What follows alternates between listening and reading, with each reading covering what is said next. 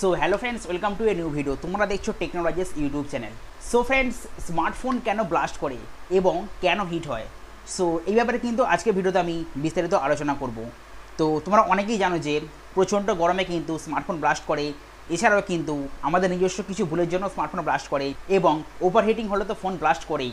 So friends, কেন smartphone blast করে এবং কী কী এর কারণ এবং এর থেকে আমরা কীভাবে বাঁচবো, সব কিছু কিন্তু আজকে আমি এই ভিডিওতে বলবো। তার জন্য তোমাদেরকে আমি একটা রিকোয়েস্ট করবো যে ভিডিওটা অবশ্যই না টেনে পুরোটা দেখবে এবং যদি চ্যানেলের প্রথম দর্শক হয় তাহলে চ্যানেলটা অবশ্যই কিন্তু সাবস্ক্রাইব করে যাবে। তাহলে যখন আমি এরকম ভিডিওস আপলোড করবো টেক রিলেটেড বা ফিনান্স রিলেটেড, তার নোটিফিকেশন তোমরা সবার আগে পেয়ে যাবে।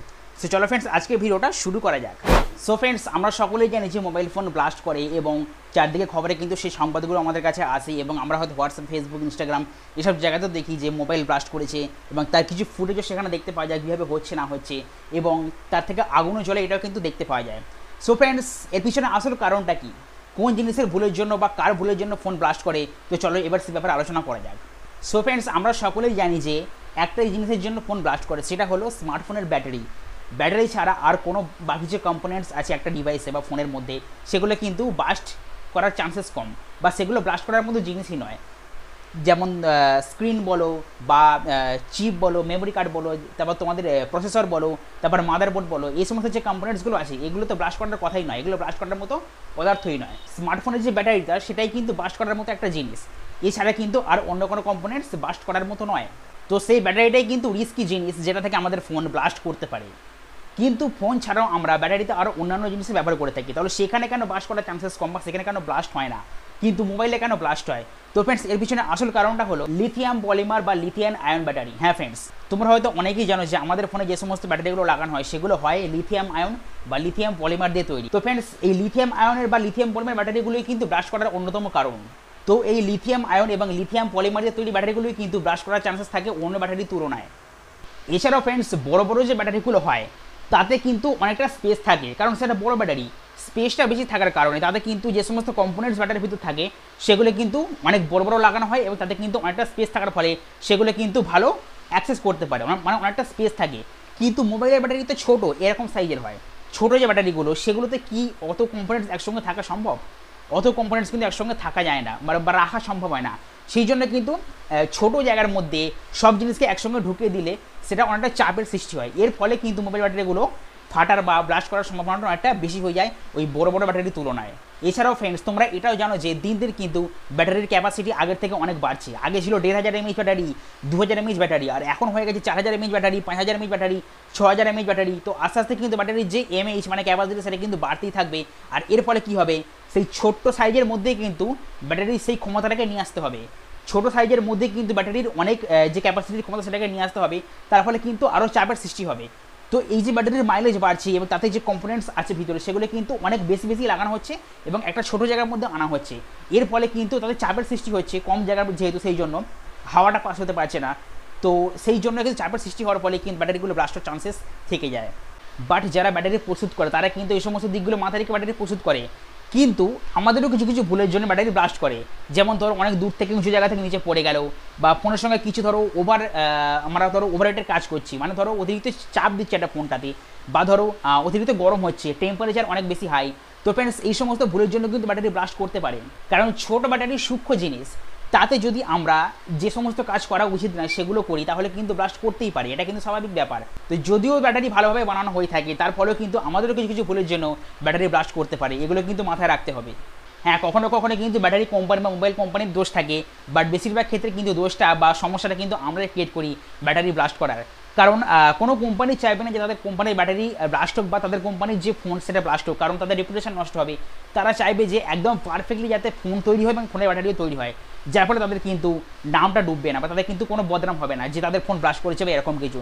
সেই জন্য কিন্তু কোনো কোম্পানি নিজের ক্ষতি চায় না, তার ফলে কিন্তু তারা যথেষ্ট ভালো করে কেয়ারফুলি কিন্তু সব কিছু দিক বিবেচনা করে ব্যাটারি প্রস্তুত করে এবং স্মার্টফোনও প্রস্তুত করে। কিন্তু ছোট্ট ভুলের কারণে কিন্তু ব্যাটারি ব্লাস্ট করতে পারে এবং তখন কিন্তু সেই দোষটা ম্যাক্সিমাম ক্ষেত্রে আমাদেরই হয়। হ্যাঁ, কোম্পানিরও কিন্তু কিছু গালাতি থাকে, বাট বেশিরভাগ ক্ষেত্রে ম্যাক্সিমাম ক্ষেত্রে কিন্তু আমাদের ভুলের জন্যই আমাদের মোবাইল ব্লাস্ট করে থাকে। সো ফ্রেন্ডস, আমাদের তরফ থেকে যে ভুলগুলো হয় এবং যার ফলে মোবাইল ব্লাস্ট করে সেগুলো হলো যে আমরা কিন্তু অনেক সময় উল্টোপাল্টা চার্জার ব্যবহার করে থাকি।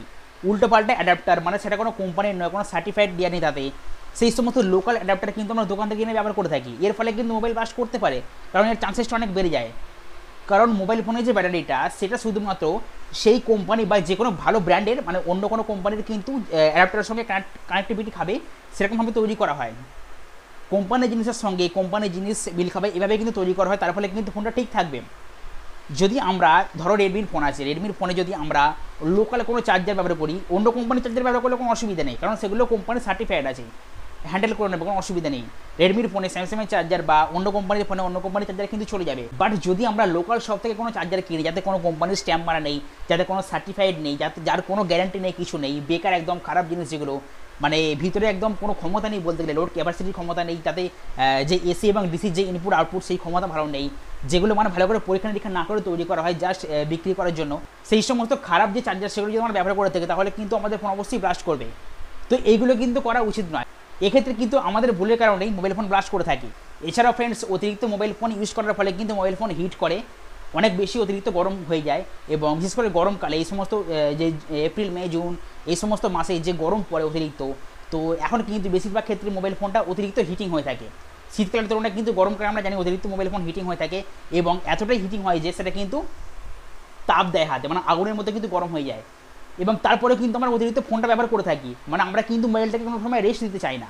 অনেক সময় ক্ষেত্রে এটা এমনটা হয়ে থাকে যে মোবাইল ফোনটা কিন্তু হ্যাংও করে থাকে অতিরিক্ত মানে গরম হয়ে যাওয়ার ফলে, কারণ প্রসেসরটা কিন্তু কাজ করতে পারে না। তো এই যে এত চাপ আমরা সৃষ্টি করছি মোবাইলের ওপর, বিশেষ করে গরমকালে তো ফোন গরম হচ্ছেই, তার উপর প্রসেসরও গরম হচ্ছে, তার উপর ভিতরে সব কিছু কম্পোনেন্টস আস্তে আস্তে গরম হয়ে যাচ্ছে। তো গরম হয়ে যাওয়ার ফলে কিন্তু কোনো জিনিস ঠিক থাকবে না, তখন কিন্তু সেটা ব্রাশ করার চান্সেস অনেকটা বেড়ে যাবে। তো ফ্রেন্ডস, এইগুলো যদি আমরা না করে থাকি তাহলে কিন্তু আমরা আমাদের মোবাইল ফোনের ব্যাটারিটাকে সেভ রাখতে পারবো এবং আমাদের কিন্তু বিপদ হবে না। তো ফ্রেন্ডস, এইসব ভুলের কারণেই কিন্তু আমাদের মোবাইল ফোন ব্লাস্ট করে, এবং সেগুলো আমাদের নিজেদের ভুলের জন্যই হয়। আমরা অতিরিক্ত ওভারহিটিং হয়ে যায় তারপরে ব্যবহার করে থাকি, গেম খেলে থাকি বেশি বেশি করে, এবং চার্জে দিয়ে আমরা অনেকক্ষণ ফোন ভুলে যাই যে কতক্ষণ চার্জ হচ্ছে, 4 ঘন্টা 5 ঘন্টা একবারে কানেকশন করা থাকে চার্জারের সঙ্গে, তো এগুলোও কিন্তু ঠিক না। এবং ফোন ব্যবহার করার পরের সঙ্গে সঙ্গে আমরা সেটাকে চার্জে লাগিয়ে দিই, এটাও কিন্তু ঠিক না। এবং চার্জ থেকে খুলে নিয়ে সঙ্গে সঙ্গে আমরা সেটাকে আবার ব্যবহার করতে যাই, এবং অতিরিক্ত ওভারহিটিং হয়ে যাওয়ার পরেও ব্যবহার করে থাকি। তো এইসব ভুলের কারণেই কিন্তু মোবাইল ফোন ব্লাস্ট করে থাকে।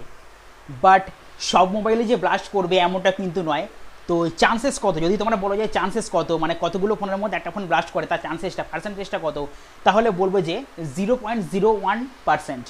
মানে 100টার মধ্যে কিন্তু 100 মোবাইল তো ব্লাস্ট করবেই না, কারণ সব মোবাইল ব্লাস্ট করে না। এমনটা নয় যে 10টার মধ্যে একটা ফোন ব্লাস্ট করছে, এমনটা কোনোদিন হবে না।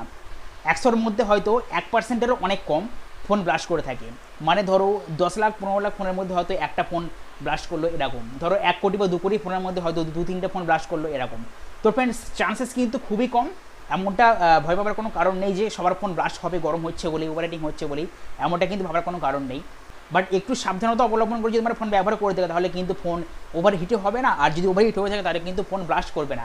কারণ আমরা যদি ভালো করে ব্যবহার করে থাকি, ঠিক সময় চার্জিং করি, এবং আমরা কিছুক্ষণ রেখে রেখে ফোন ব্যবহার করে থাকি, ফোনকে আমরা ঠান্ডা ঠান্ডা রাখার চেষ্টা করি, ওভারহিটিং হতে না দিই, তাহলে কিন্তু ফোন ব্লাস্ট কখনোই করবে না।